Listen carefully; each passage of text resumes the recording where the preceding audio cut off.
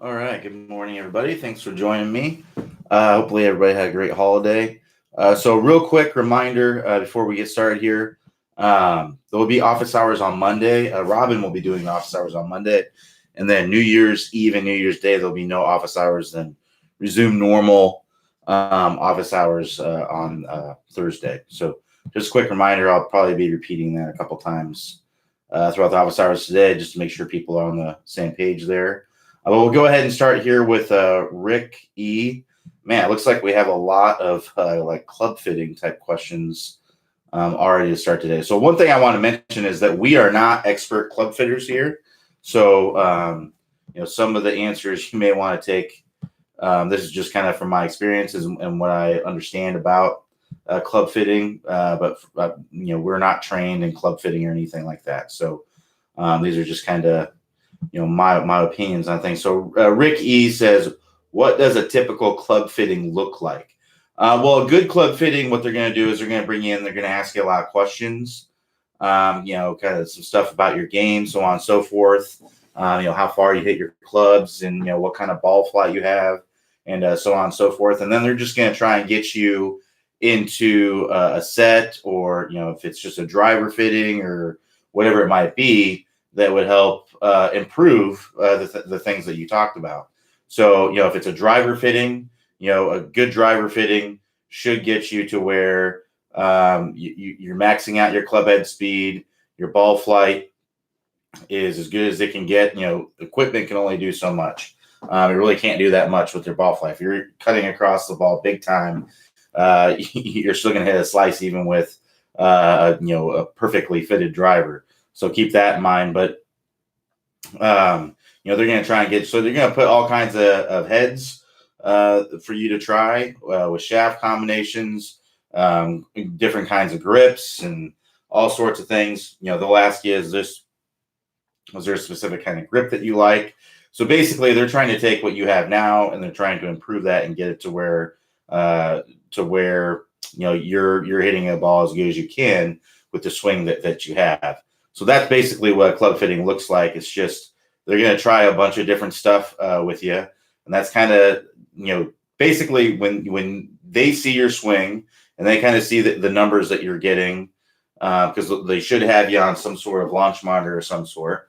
When they see the kind of numbers that you're getting on there, they'll have some sort of an idea of a handful of different club heads, different shafts, different sorts of things that are going to be right for you. And then it's just a matter of trying those different combinations and seeing what works the best for you. So that's basically what a typical club fitting looks like. And if you're looking for a good place to go get fitted for clubs, I recommend Club Champion. Big reason why I recommend that is because I think they do it in as good a way as that you can do it. And you can also find these places throughout the country. They're in major cities all over the country. There's one here in Orlando. I've been to the one. I think there's actually a couple in Chicago. So I've been there. So, I mean, they're somewhat accessible. So I do recommend there. I don't have any affiliation with Club Champion, but it is typically a pretty good place to go. So David C says, "Hi Q, how does the loft of the driver and the height of the tee influence distance? And can you recommend a degree of loft for a high handicap golfer such as me?" So first of all, there's really no way for me to know what loft club is going to be right for you. The only way to really know for sure is to go get professionally fitted. And if you don't want to go get professionally fitted, a lot of the drivers these days are adjustable. So you can just kind of do a little bit of a trial and error type thing with the driver that you have. So if you go and buy a lofted driver, that's somewhere kind of in the middle of the range, so like 9 to 10 degrees or something like that, typically you can add a degree and a half on each side on a lot of them, sometimes 2 degrees. And you can add a little bit of loft and take a little bit off and see what that does with your ball flight. So that's what I'd recommend doing. But the only way to truly know what works best for you is to really just go get professionally fitted. So the loft of the club, the way that it makes a difference is that, for a lower club head speed player, a lot of times more loft is better, because if you don't have enough loft, the ball can't get up in the air, and the ball needs to get up in the air to go far enough. But if you have a lot of club head speed, you don't need as much loft because you have enough speed to keep that ball up in the air. You're transferring enough energy to keep that ball up in the air, and that allows you to get to keep the ball up in the air and then lower the spin. So that's better for distance. So that's kind of how loft plays a role in that. And then as far as tee height is concerned, you got to find the happy medium that works best for you. But basically, just as a general rule of thumb, you want about half of the ball above the crown of the club. Now, some players, because they're trying to hit up on the golf ball more, they might tee it up a little bit higher to allow for that. But and some players may like a little bit more spin and the ball to fly lower, and that's what works best for them. So they might tee the ball a little bit lower to allow for that. So it really just depends on personal preference on what you like. But generally, for distance purposes, it's best to hit up on the ball, because when you hit up on the ball, what happens is that allows you to launch the ball higher, and it also allows you to lower the spin because you're hitting up on it, because you're creating there's less difference between the loft and the direction that the club head is moving, the up and down movement, the direction the club is moving through impact. So less spin, higher launch, that's typically going to add up to more distance. So that's typically better for most people. And usually if you tee the ball up, half the ball, is above the crown of the club, that's going to give you enough space for the club to work down and then back up into the golf ball. So that's how that makes a difference. And it also helps you to get the strike higher on the club face. So club faces are domed. They're domed from side to side, and they're also domed from top to bottom. So that degree that you see on the club, that's typically going to be from the center of the club face. So if you buy a 10-degree driver, that's measured from the center of the club face. The top of the club face, the very, very top, can be 2.5, 3 degrees more. So if you buy a 10-degree driver, if you hit it on the top of the club face, there might be 12, 13 degrees of loft there. Conversely, on the lower part of the face, it's less loft. So it could be something like 6 degrees or 7 degrees or 8 degrees down there on the lower part of the face. So if you hit it higher on the face, that can give you a little bit higher launch as well as something that's called vertical gearing, which will lower the spin as well. So if you hit the ball on the upper part of the face, which if I have, I'll demonstrate it here. So if I'm coming in and this club's coming in, it's working its way up and it hits this top part of the face. Well, what happens is this club face will twist, and will twist kind of that way, because when you're hitting it, it will kind of twist that way. And what happens is that when this ball is compressed up against the face, it will tend to want to kind of move toward the center. So it's not going to put top spin on the golf ball, but it is going to lower the amount of spin. So if you hit it here, it kind of rolls down the face a little bit, and then it will lower the amount of spin. So again, higher on the face. If you hit it higher on the face, gives you a higher launch, lower spin. Now you don't want to go way, way, way up here, because you're not going to be transferring as much energy to the golf ball. The face is going to twist too much. It's not going to transfer as much energy to the golf ball, and you're not going to get much out of it. So if you're going, 1/4 of an inch to a 1/2 inch above the center of the face, that's typically going to be all right. You're still going to be able to transfer. The face isn't going to twist so much that it's not going to be able to transfer that energy to the face. But for the most part, I wouldn't be trying to go off the crown for sure. So that's basically how that can make a difference. But really, the only way to really know what lofted driver you need, you got to go get professionally fitted.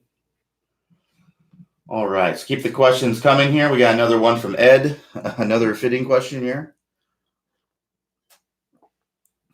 All right, so Ed B says, I had a putter fitting, and Sands Putt Lab said I hit down on my putts. They recommended I change loft from 3 to 4.5 degrees. I didn't do it because I wondered if I could just move the ball a little forward or maybe my hands back. I have no forward press, and is there a way to tell I am not hitting down? Thanks. Yes, so there's some things that you can do. Just to kind of go into what Ed is talking about here. So what's going on is that he was hitting down on his putts.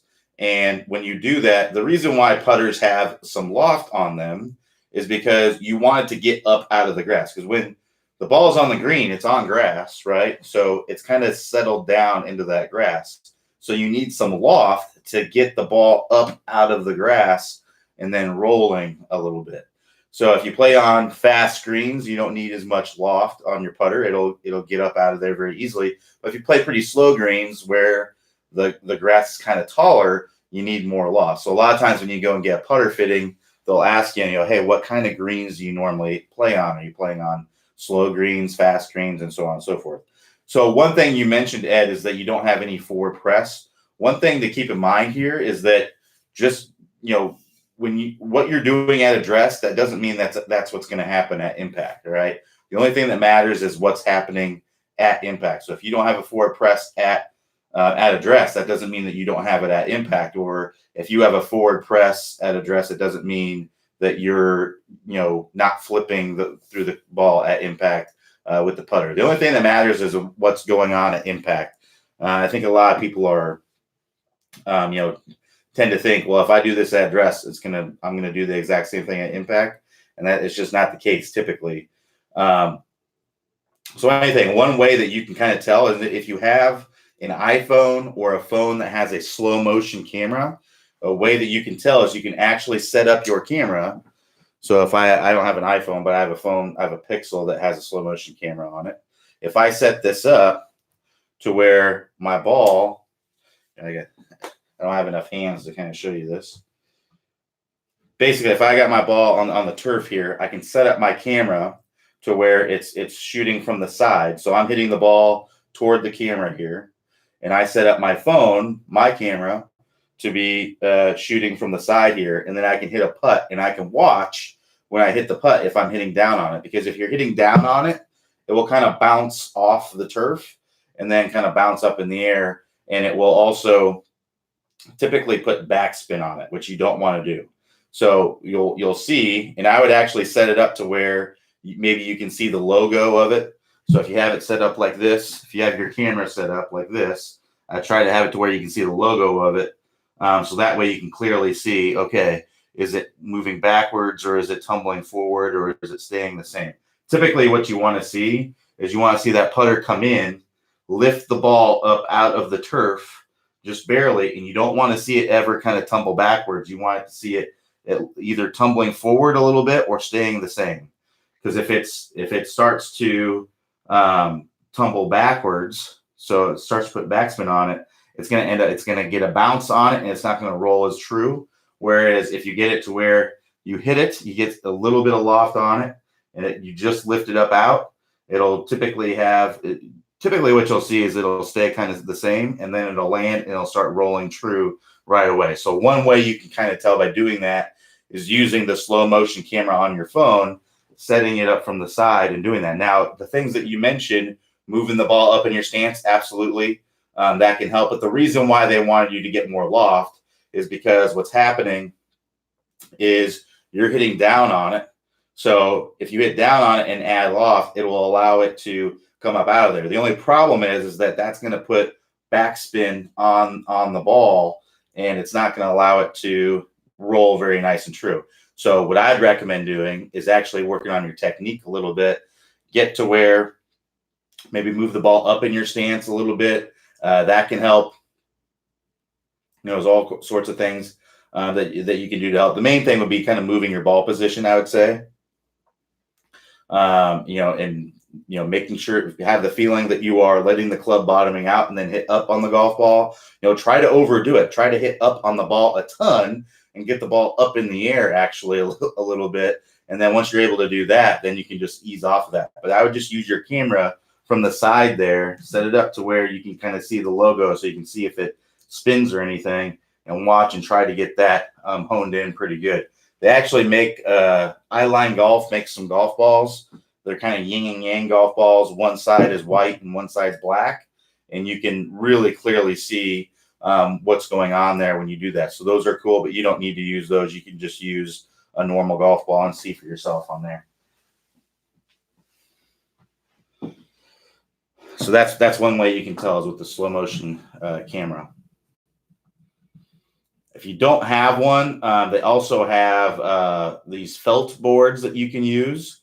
So you set the ball on there. It's a felt board. You set the ball on there.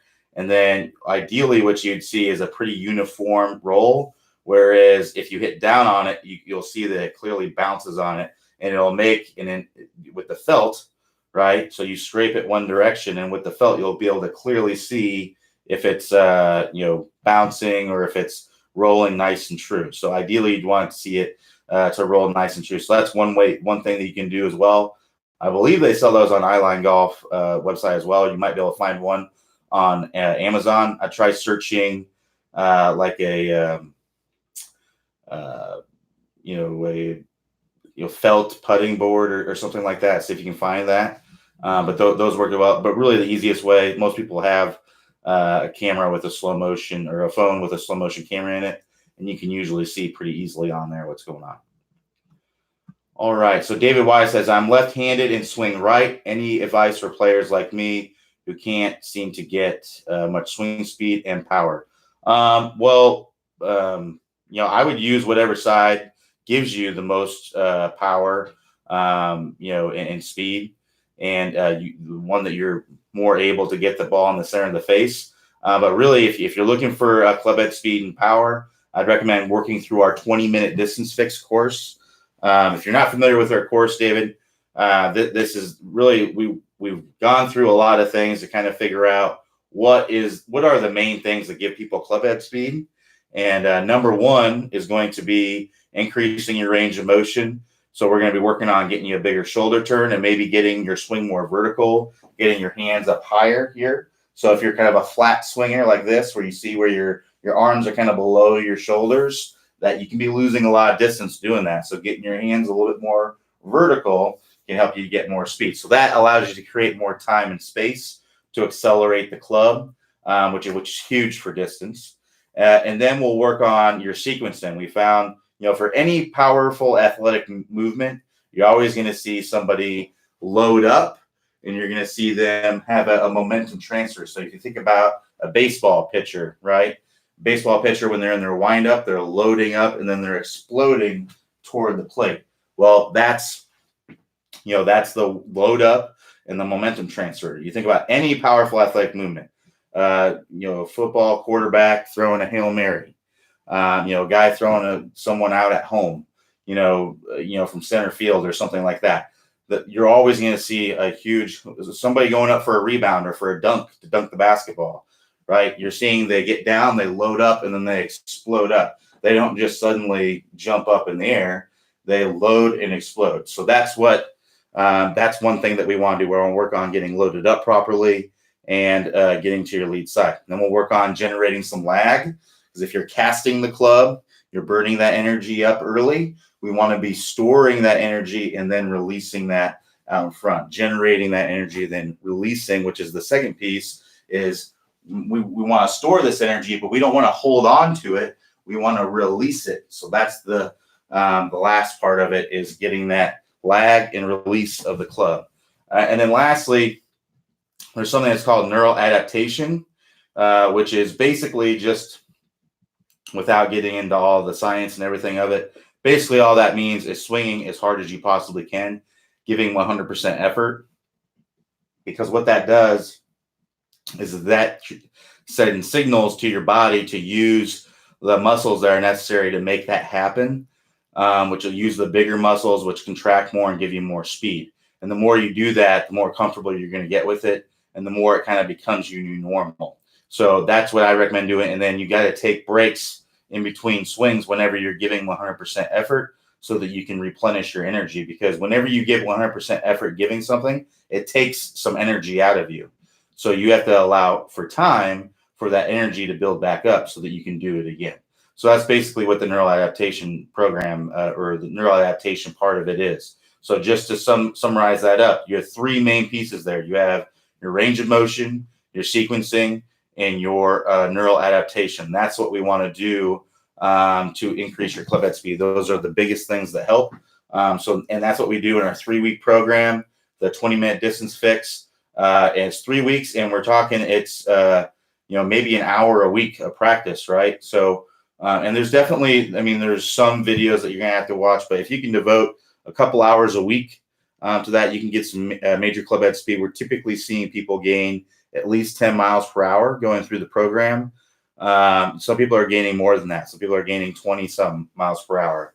And typically for every mile per hour that you gain, you're talking about 2.6, 2.7 yards. So people are gaining 25, 50 yards off the tee from working through the program. So it's a 3-week program. Highly recommend it. We're getting great results from people. I'm working with people in my swing reviews that are going through the program, and their club head speeds are going up. So that's what I recommend doing, is going through it with the unlimited swing reviews. But yeah, it's that's what's really going to help you the most to get your speed and power, whether you're a righty playing from the left side or a lefty playing from the right side, or whatever a situation you might be in. That's going to be the best way to get your speed. All right. So Melvin R says, I know about TrackMan, FlightScope, and other instruments for measuring irons, drivers, etc. But what is used for measuring putts, and what is the device measuring? So those devices are actually measuring putting now. A lot of them are pretty much, not every model, but TrackMan does putting. FlightScope, I know. I think the model that we have, the X3 that we got recently, I believe that it does putting as well. The GC Quad does putting. So a lot of all those devices do putting. There is a device out there that's called Sam Putt Labs that also that specifically does putting. And they kind of were doing putting before TrackMan and FlightScope and all of them were really doing putting. But basically, for those, what they do for the Sam Putt Labs, what they do is they put something on your shaft here, and then it reflects back to the machine, and then they'll calibrate it. There's like an arm that comes out, and they calibrate the face to that. You hold it up against there, then they retract it back, and then you hit some putts, and it's measuring similar things to like what you're doing with your actual club. It's measuring kind of the path of the club, where it comes back and through. It's measuring if you're hitting up or down on the ball. It's measuring where you're striking it on the face. It's measuring all those things. So, but yeah, those FlightScope and TrackMan and all them, GC Quad, they're all their devices are measuring putting now as well. So Patrick C says, I noticed that for some reason I'm hitting it off the toe. So Patrick, it's hard to say without seeing your swing what exactly the reason may be. And this may seem trivial, but the best way to fix any issue in golf is to exaggerate the opposite. So the opposite of hitting it off the toe would be hitting it off the heel. So what I'd recommend doing, just for simplicity's sake, what I'd recommend doing is to line up as you normally would. Don't line up on the heel, but line up as you normally would, and then intentionally try to strike it off the heel. I know this may be difficult because, I'm asking you to intentionally hit a shot, a bad shot, right? But that's not typically going to be the reality of what happens. See, right now, you're intentionally trying to hit the ball in the center of the club face. What the reality is that you're hitting it off the toe. So what we want to do is adjust your feel to get the desired result that you want. So if we intentionally try to strike it off the heel, the reality will hopefully be that you hit it in the center of the face. So that's what I'd recommend doing. And now, if you give that a try and you still hit it off the toe, then I want you to exaggerate it even more. You got to get out of your comfort zone a little bit. Maybe if you've never tried something like this before, you just got to get out of your comfort zone a little bit. You may even need to feel like you're missing the ball completely. You're coming in and you're just missing the ball completely because you're hitting it so far off the hosel. That may be the feeling that you have. Most likely what's going to happen, though, it's going to move that strike closer to the center of the face. Now, if you actually hit it in the heel, that just means you overdid it a little bit. And from there, I would just ease off that feeling. But you got to continue doing that. You have to continue doing that until you actually start hitting the ball off the heel. Once you start hitting the ball off the heel, you can adjust your feeling. Essentially, at that point, you are calibrated, right? You can adjust your feeling back to the center of the face. I've actually, I go play golf with a friend of mine often, struggles with a similar issue. And I gave him the same advice, and boom, first swing, dead center, right down the middle of the fairway. And then we go to the next hole, and he hits it way off the toe, snap hook right into the woods. And I said, "Hey, did you try and hit the ball on the heel that time?" And he said, "Oh no." And you got to keep doing it until your feel is actually real, right? So you keep trying to hit it off the heel until that's actually the reality of what's going on. And at that point, like I said, you're calibrated. Go back to trying to hit it in the center of the club face, and you'll actually most likely start hitting in the center of the club face. Now, if you're having a little bit of trouble getting that proper feeling, I would try to feel like as you're coming into contact, maybe you're a little bit more in your toes as you're coming through. Because if you're hitting it off the toe, it could be that you're falling back a little bit. You may be standing too far away from the golf ball. Maybe just stand a little bit closer. But typically, I wouldn't do any one of those things until you do the first thing that I mentioned, is just adjusting your feel. And then if you're still having trouble beyond there and you've exaggerated as much as you possibly can, then at that point, stand maybe a little bit closer, or try to feel like you're more in your toes as you're coming into contact, and that may help you to get it more in the heel. All right, so real quickly before we go any further, I saw we got another question here, or another couple questions here. I wanted to mention that office hours on Monday will be with Robin. So if you got some awesome questions for Robin, they'll be 3 p.m. on Monday. So if you got some questions for Robin, that'd be a chance for you to ask him. Robin does all of our in-person lessons.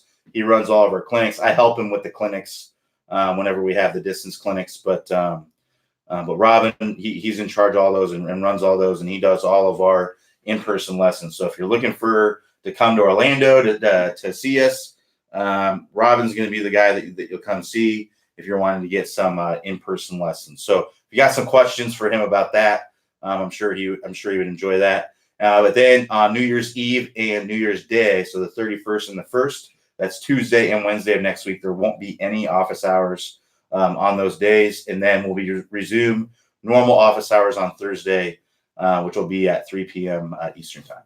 All right, so back to the questions here. I just wanted to mention that real quick. All right, so Walter S. says, maybe a stupid question. There's no stupid questions. Maybe a stupid question, but regarding setup and ball position, you recommend the ball be aligned with left eye. It's actually left ear, which is pretty close. It's not much different, but left ear is typically what I see. But does mean alignment after spine tilt? Yes. So typically where that puts that. So he's asking as far as ball position relative to your lead ear, is that after the spine tilt? Yes. Basically where it puts it is slightly ahead of the middle of your stance is typically where it'll be. So we don't want to approach it like this, and then we get set up to the ball, and then we get to where we're lined up, angled away. We want to get to where it's basically straight down from our lead ear. And that's really just a general, it's a generality. That's not saying if you hit the ball better with the ball in the middle of your stance, you shouldn't be hitting it there. If you hit the ball better with the ball in the middle of your stance, or a little bit forward, a little bit more forward, that's completely fine. That's really just a generality. It's a good general place to start. The best way to know what the proper ball position would be for you, whether it be for a specific club or for just shots off the turf, or for just wedges, or for hybrids and fairway woods, or your mid irons, or whatever it might be, is to actually go do some variability training and go from one end of the spectrum to the other. So play the ball way, way back in your stance. Hit some shots where the ball's like on your back foot and see what happens with the ball flight. and then progressively move the ball a little bit more forward in your stance. So maybe you got it on your back foot. Maybe you just move it a ball forward of that, hit some shots, and see what happens. Move it a ball forward of that until you get to where it's all the way on your lead foot. And if you do that, it's a great exercise to help you understand, okay, this is probably where my best ball position is. And you're most likely going to find anywhere from the middle of your stance to, a few balls ahead of that. That's going to be a pretty good zone for you to be hitting your best shots. So that's what I'd recommend doing. And that'll give you a good idea of what's going on there. But yes, that when I say straight down from the lead ear, I'm talking that's after your spine tilt. If you don't have spine tilt, that's typically going to put the ball a little bit too far forward in your stance. It's going to be a little bit harder to get to it. It's usually that puts it when straight down from the lead ear. That puts it a little bit ahead of the middle of your stance, which would be ideal for most shots that are off the turf.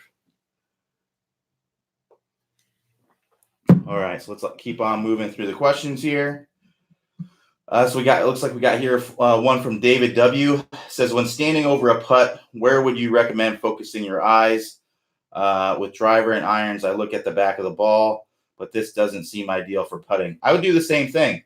If you're just focus on the part of the ball that you're trying to hit. That's what I would always try to focus on, whether it's putting or driver, irons, whatever it might be. Focus on the part of the ball that you're trying to hit, and that typically gives you the best results. I'd be curious to know why you feel like it wouldn't be the same for putting. You mentioned that with the driver and irons, you look at the back of the ball, but doesn't seem ideal for putting.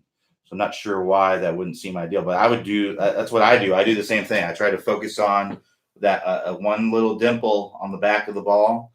That's what I try to focus on, and I try to focus on hitting that when I'm putting. I try to have quiet eyes, meaning I try not to have my eyes darting everywhere. I try to focus on one point. That's why, focusing on one little dimple on the golf ball, that's typically the best way to go. The way I line up my putts, I actually line it up with this line on the back. So when I line up my putt, when I put my mark down, my mark will be right here. I'll set it down like this, so I can actually look down on the ball and I can barely see kind of the back of this line, and that's what I kind of focus on, is kind of like right there, and that allows me to zero in and not have my eyes moving around everywhere.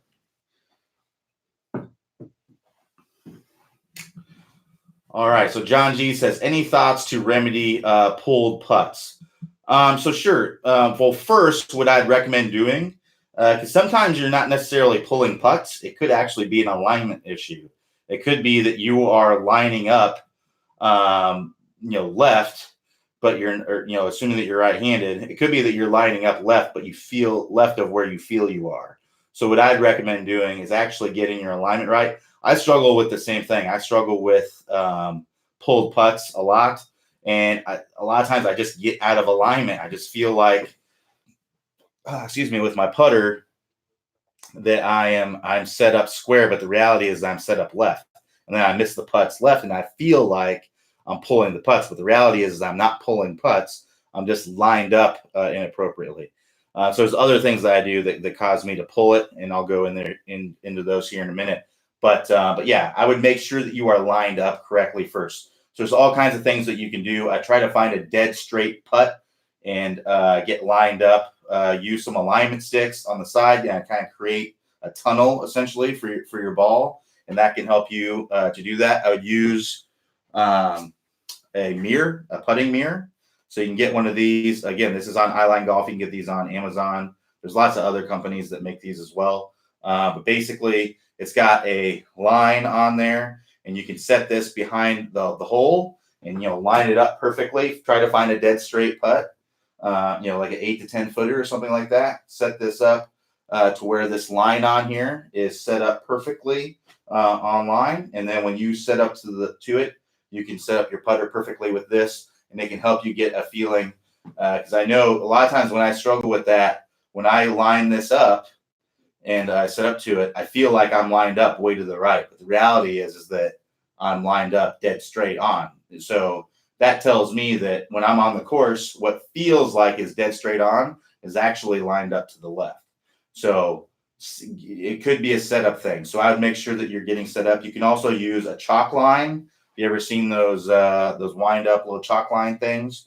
You can set up a chalk line between the hole and wherever you're wanting to hit, and you just snap that string on the green, and it'll create a nice little blue little chalk line on there, and you can putt along that. Try to find a dead straight putt, and you can do that. There's string, like you can actually use string and set it up between the hole and wherever you're putting, about 6 inches off the ground. There's all sorts of things that you can do. Try to make sure that you're perfectly lined up, and that where you feel you are lined up is actually the reality of what's going on. The other thing that causes that I've seen that causes putts is kind of the path in which you bring the club back. So if you bring the club straight back and straight through, what may feel like you're doing that, you may actually be bringing the club kind of out to the right a little bit.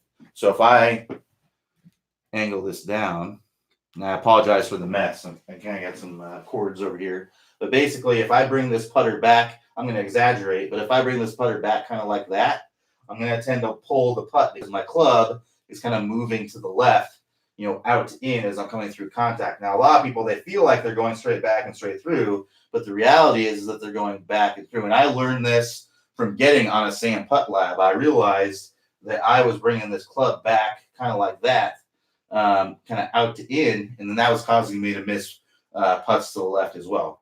So you may need to feel like you're bringing this putter more to the inside when the reality is you're just bringing it back on plane. So that could be an issue as well. You've probably seen, I was actually watching, a major, I think it was the U.S. Open. They're talking about how Brooks Koepka, he lines up on the toe. And I think it was Paul Azinger came on there and he said, if you're struggling with pulling putts, line the ball up on the toe. But he offered no explanation as to why he did that for some reason. I don't know why, but he just said that. It sounds smart, but when you offer no explanation, it really doesn't really help anybody. So I thought about it. I was like, well, how in the world does that help you to not pull the putt? Well, if you line the ball up on the toe, so if you're doing what Brooks Koepka does and you line the ball up on the toe like this, when you bring this putter back, even if you bring the putter back up like this, you still, to get that ball in the center of the club face, you got to bring that club more from the inside, even if you bring it out like this. So it kind of, if you're doing that and you're having trouble bringing this putter from the inside, try lining up on the toe a little bit, because that can help you to get that putter to work more from the inside, just by virtue of trying to hit it in the center of the face. I tried it for a little while. I'm sure if I got used to it, I'm sure that's what Brooks Koepka did. He just did it for a long time, and that's just how he started putting. But I just never got used to it. I just got to where, for me, it worked better for me just to think, get lined up correctly, and then try to work that putter more from the inside, or what feels like the inside for me. The reality is that I'm bringing that putter back more straight back and straight through, whereas before, for me, what felt like kind of straight back and straight through was the reality was that I was bringing the putter out this way, out to the right, and then bringing the putter back through to the left, and that was causing me to pull putts as well as my alignment issue. So I would look at those. I would first look at the alignment. That's most likely the case, is the alignment thing.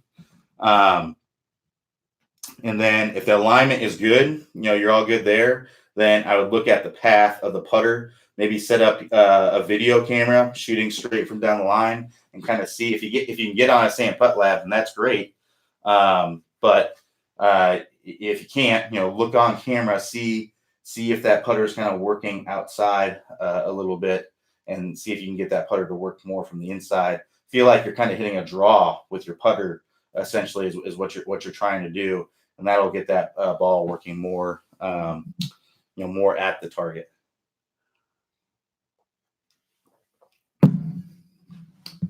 All right. So we got a few more questions here. Awesome.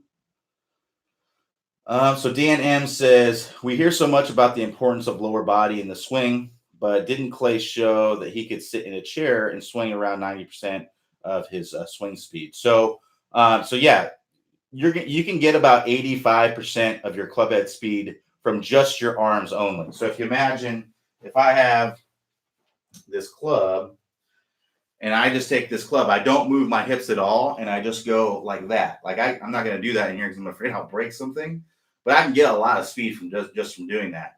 Now, if I have the club like this and I don't use my arms at all and I just use my hips, I'm not going to be able to go as fast.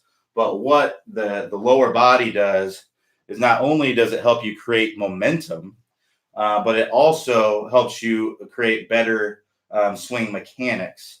So just let's talk about momentum here real quick. I don't know if you've seen the video on the website, the Momentum Train video, where Clay talks about how there's a train that's going 60 miles per hour. And then there's another train that they put right on top of the roof of that one, and it's going 60 miles per hour. Then you take another train that's going 60 miles per hour.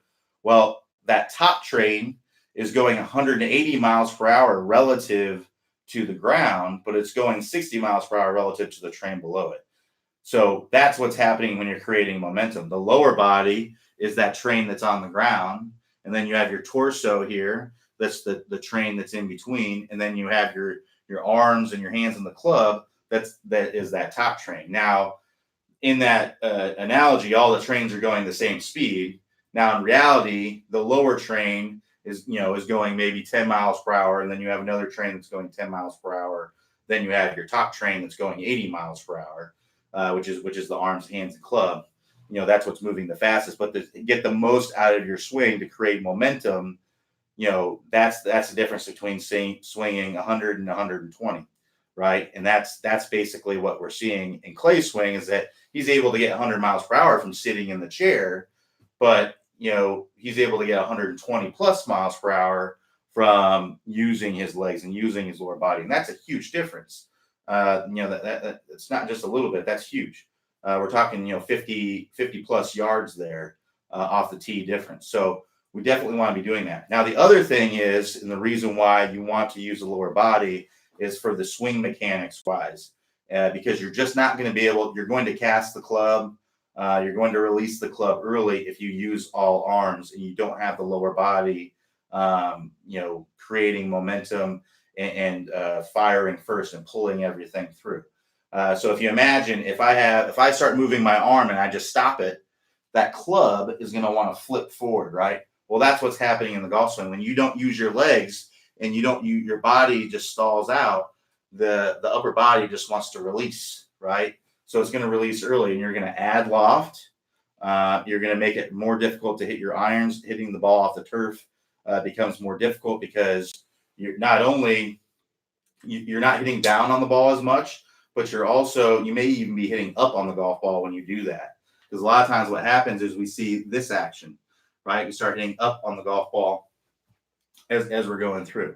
So swing mechanics wise, being able to get forward shaft lean is basically impossible if you are not using your lower body properly and creating momentum with your lower body. So mechanics is really, really important. And I know, we talk about, you don't want to have forward shaft lean with your driver. The mechanics are basically the same with a driver swing or an iron swing. The only difference is the iron swing, the ball is further back in your stance, and you're getting ball first contact, and then you're hitting the ground. Whereas with a driver swing, the ball is more forward in your stance.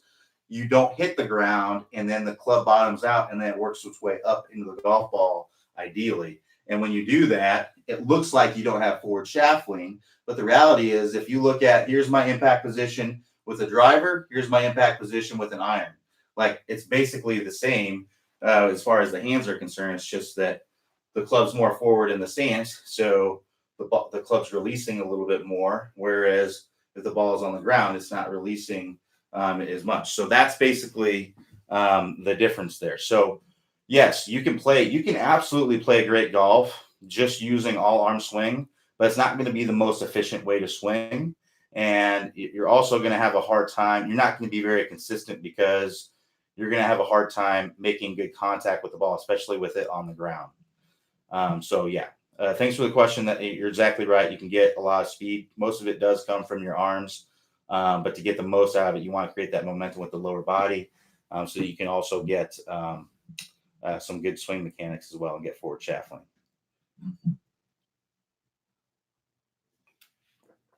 All right. So David F says, please share your advice on the downswing, shift left, and the left hip rotation. Specifically, here should my hands be when I'm posted up, almost fully extended on my left hip. I used to get a lot more power from my left hip rotation in my downswing, but I seem to have lost that power. So what I'd recommend doing is something called the step drill. I think I bring this drill up in every single office hours. Today's probably the longest it's taken to we're 46 minutes in, and this is probably the longest it's taken to talk about that drill. But basically what we're wanting to do is we want to have a little bit of a lateral shift. We want to get our momentum moving this way. And then as soon as we feel that pressure in our lead leg and our lead foot, we want to feel like we start to rotate. Now, as far as where your hands end up when you are coming all the way through into the full finish, it's basically going to be right in this area. So right around your left ear is going to be right around in there. You can be up in this area as well if that's more comfortable for you. But for me, I like the complete, wrap around. That's what you're going to typically see in tour players. Is you're going to see that the hands are up kind of above the shoulder, above the left shoulder, around the lead ear area. That's typically where you're going to see it when you're in that full extension. So hips coming around, hips are pointed toward the target, shoulders are pointed probably left of the target for a right-handed golfer, and then hands are up around that lead shoulder or in the ear area, right in there. But you see a lot of players, they are they may even be more up in here, which is completely fine as well. Now, as far as that drill is concerned, getting that proper hip rotation, that sounds like a drill that'd be great for you. The best way to find that drill is just the step drill. What you're doing in that step drill is you're just starting with your feet together. You're starting that backswing, and then as you're starting that backswing, you're starting to step forward. So you're getting your momentum moving forward in the in the last part of the backswing. And that's going to allow you to get pressure in that lead foot very, very quickly. And that's going to allow you to start rotating your body. A lot of times what ends up happening is we don't see a weight shift. A lot of people don't make their weight shift until the downswing has already started. And by that time, it's too late. The arms are already racing out in front of the body. So they get here, they start down, and then they start the weight shift. And by that time, it's too late. They're going to end up sliding, or the body the arms already kind of race in front, and they kind of end up falling back. So working on that step drill can help you get that timing of that momentum shift in the downswing. It should be happening in the last part of the backswing. The last part of the backswing is when you should start getting some momentum going forward. So that way, as soon as you get to your lead side, as soon as you start that downswing, you've got some pressure in that lead foot, and that's going to allow you to rotate, start pushing into the ground and rotate your body open. So that's what I'd recommend doing, working on that step drill. The best way, it's in several videos on the website, that step drill, but one that I really like is one that's called How to Start the Downswing. If you just search the word downswing on the website, in the upper right-hand corner, there is a search window that says search this website. If you click on that, you can just search the word downswing, one word, downswing. I believe it's the 4th video down. It's called How to Start the Downswing. It's got some yellow lettering in the thumbnail of the video. Click on that video. That's going to be the one that you want that shows the step drill. But like I said, it's in several videos on the website. We've got it in the start chunking and topping section. We've got it in the 20-minute distance fix. There's several videos with this drill in it, but that one I think is probably going to resonate with you the most. All right, so we got some more questions here. So Richard H says, an Adam Scott putting trick is to put the lower thumb on the top of the shaft. When all you do is think about taking the thumb straight back and through. All right, Richard, thanks for sharing, buddy. I haven't heard that one, but thanks for sharing. He said that was for John G, who was talking about the pulled putts. All right. So yeah, give that a try, John. All right, so Janice G says, I noticed my club is above the plane coming down. When you shallow the club, do you make an effort to drop your arms in the downswing? You may need to. I mean, if you see the club and the arms kind of working out above the plane, then you're definitely going to need to make an effort to get the arms and everything more behind you. People ask me stuff all the time. Am I consciously doing this? Am I actively doing this? And so on and so forth. And If it's something that you need to be doing in your swing and you're not doing it, then you are going to need to make a conscious effort to do it in the swing. So yeah, if you look at your swing and you're swinging kind of an over the top kind of motion, you need to actively get everything kind of the arms, the hands, and the club shallowing out. Now, some people, the arms and the hands are shallowing out and they're just steep and the club just kind of works down like that. If that's the case, then no, you don't need to get the arms shallowing out. But if you are someone who the arms and the hands are kind of more out away from the body and the club's going like that, you need to get the arms and the hands in the club all shallowing out together. The best way to do that is I would recommend working through our Never Slice Again course. That course is going to be all about getting the hands and everything, the club and everything to work more in a shallow position as you're coming down. So to get to that course, easiest way to get to it is to click that house icon at the top of the page there. That's going to take you to the home page. On the home page, if you scroll down, you'll see Tasvi Golf System course progress. You'll see all the courses that we offer. So this is going to help you to, if you go to all the courses, you'll see Never Slice Again course. That's going to help you get the club to working and the arms and everything working more from the inside. So Janice G goes on to say, should I try to keep the shoulders square when I drop the arm? So your shoulders should be rotated. They shouldn't be square. So you're saying you're trying to keep the shoulders square. Your shoulders, you should be getting a full turn. So as long as you are angled away, right? So we're nice and angled away and we got a big full shoulder turn. It's going to be very, very easy for me to get the arms and everything to work from the inside. So you may want to look at your spine angle as well. Because if you look at your spine angle, right, we want to be nice and angled away at address. And then we want to be nice and angled away at the top of the swing. We want to stay nice and stable. Well, if we are angled toward the target like this, we're kind of angled toward the target. Where do I want to go with my arms and my hands? I want to go out like that. So if you look from this angle, I want to go out like that. Whereas if I'm angled away at address and then I'm angled away at the top of the swing, I want to bring that club more from the inside as I'm coming down. So I would take a look at that, make sure, look at your swing on camera and see what's going on there.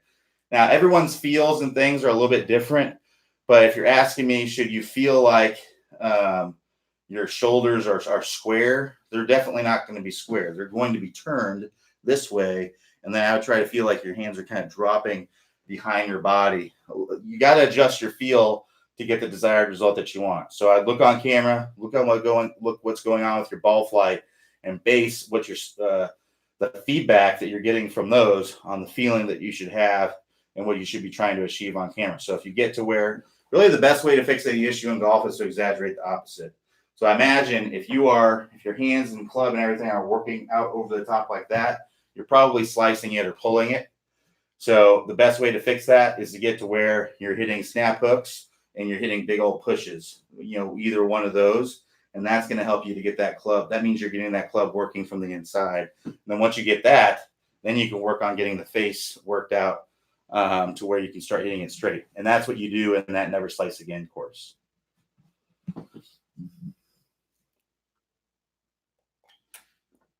All right, so John K says, I'm right-handed, but play off my left side. Are tips or instructions any different for me? Nope. It's going to be the exact same. Tasvi Golf System applies to you the same as it would apply to anybody else. Yep. So, yeah, main thing is stable fluid spine, right? You want to have a nice stable fluid spine. You want to make sure you're getting a good shoulder turn. You want to make sure that you're generating lag in the downswing. You want to make sure that your compression line is good. So compression line from your lead ankle, hip, and shoulder is all pretty good, all in a straight line, slightly angled away from the target with the body opening up as you're coming to impact. And then you want to make sure that you're releasing the club out front. If you want to throw another piece in there, you want to make sure that you are shallowing out the club and turning that handle down so that you can get forward shaft lean and compression at impact. So really it's all the same, whether you're a righty playing from the left side or a lefty playing from the right side, or a righty playing from the right side or a lefty playing from the left side, man, woman, child, it's all the same. Everybody's built a little bit differently, so the way it may feel and certain things may be easier to achieve. So Typically, women are more flexible, so the big shoulder turn and things like that's very, very easy for them. Whereas, for men, a lot of times it's more difficult. So some things may be harder or more difficult for you, but there's really no difference in what you need to make happen. It's just following the system. And as far as club head speed is concerned, same thing. It's just following our 20-minute distance fixed program, working on increasing that range of motion, working on improving that sequencing, and doing the real adaptation along with it. That's going to help you the most. So yeah, it's really no different for you than it is for anybody else. All right, so I've got a few more minutes left. Real quickly, just want to mention one more time here. We will have office hours on Monday. Robin will be doing office hours on Monday. So if you got some questions for him, if you're not familiar with Robin, I'm sure a lot of you are, but he does our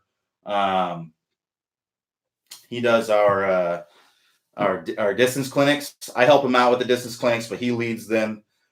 He also does all of our in-person instruction for us. So if you have any questions about clinics, obviously I can answer any questions they have clinics. I know a lot about them as well, but Robin does all those. So if you have questions about clinics, you have questions about in-person lessons, he's definitely the guy to ask about that. He'll be here on Monday afternoon, coming from his office, I imagine, over at his place. So you have some questions ready for him. And then Tuesday and Wednesday, which is going to be New Year's Eve and New Year's Day, there will be no office hours. I'll make sure to put that in the note on the page, so you guys are aware of that. And then it's just resume normal office hours on Thursday, Thursday afternoon, 3 p.m., and then Friday at 9 a.m. like we normally do Eastern time. All right, so we got a couple more questions here to wrap it up. So David F. says, follow up. Am I right about the following dissociation of the hips and shoulders in the downswing? When my left hip is open 45 degrees and my left leg is fully extended, my hands should be at their low point near my back leg. No, not necessarily. So typically your lead leg's usually not going to be fully extended until you reach the straight line release. So typically you'll have a little bit of flex in that lead leg at impact, and then it becomes pretty much fully extended in that straight line release position. That's number one.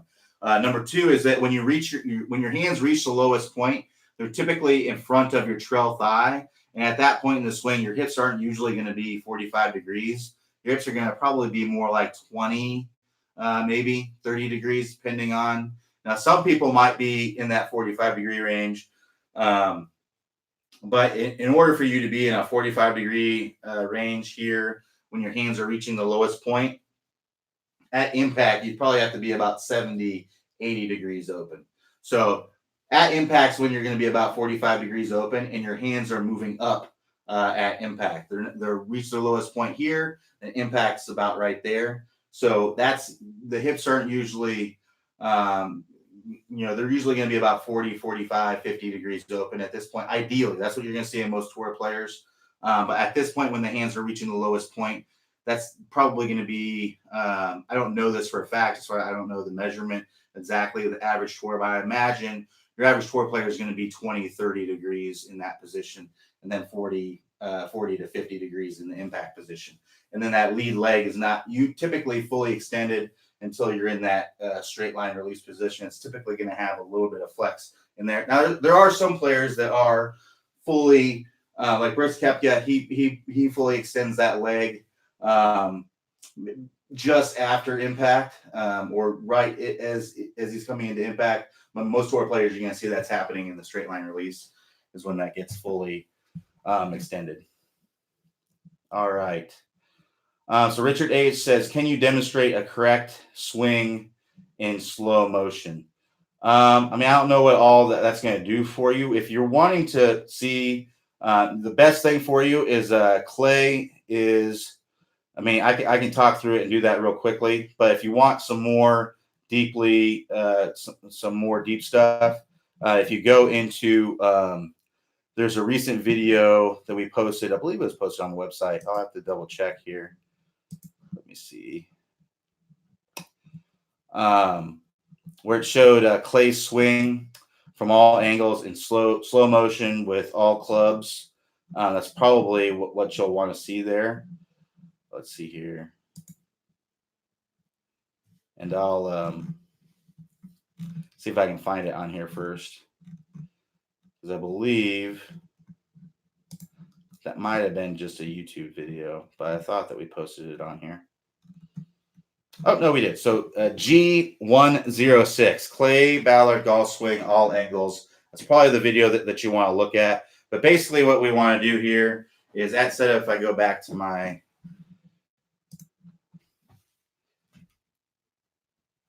so I can't actually take like a full swing in here because I don't have a lot of space. This is my office, why we call it office hours. Basically what we're doing, if I'm just hitting an iron, I want to make sure that I'm nice and angled away with my spine. So I'm just following 20-minute distance fix here, or not 20-minute, the Top Speed Golf system. So again, nice and angled away with my spine here at address. And then as I go up to the top here, I want to make sure I have a nice wide takeaway. So what I mean by that is when I get first parallel with the ground, I want to be where my club is pointing about pocket level or waist level. If I get to where I'm doing that, so my shoulders haven't hardly moved at all. That's an exaggeration, but you can see my shoulders haven't moved at all. I need to get a nice wide takeaway. If I do that, that helps me get my shoulders moving right away. It gets things, it just makes it a lot easier to get into a big shoulder turn up at the top. So at the top, I got my big shoulder turn here. I'm nice and angled away. Got some good hip turn. And the downswing, I want to be generating some lag here. So I'm generating some lag. I'm continuing to turn through contact. I'm continuing to turn here. Again, at contact, I'm nice and angled away here with my spine. I want to be about 18, 25 degrees angled away. Compression line, lead ankle, hip, and shoulder, nice in a straight line there. At contact, I got some good forward shaft lean here. My trail heel is coming off the ground. My hips are about 45 degrees open here. And then I release that club out in front. So that club is releasing about 45 degrees out in front. And when I say release, I'm talking about where that club is coming in and it's splitting my forearms, right? We want that to be happening about 45 degrees out in front. So I'm there, I'm in my release, and then I'm coming all the way around into my full finish. So my trail heel is completely off the ground. I'm on my toes. My foot is opened up a little bit as I'm coming through. My hips are pointing toward the target. My shoulders are pointing left of the target as I'm coming through. So that's basically it. But if you want to check out kind of more of a slow motion over and over, that's probably going to help you the most. I'd recommend searching that Clay Ballard golf swing. It's just actually, you just search G106. So G106, that's the video. If you want to check that out, shows it from all angles. And you can see what's going on there. All right, so thanks everybody for joining me this morning. We'll be back here. Like I said, Robin will be here on Monday. No office hours on Tuesday or Wednesday, New Year's Eve and New Year's Day. And then we'll be back, regular office hours. I'll be back on Thursday. So everybody have a good rest of your day. Have a good New Year if I don't see you. And we'll talk to you next time.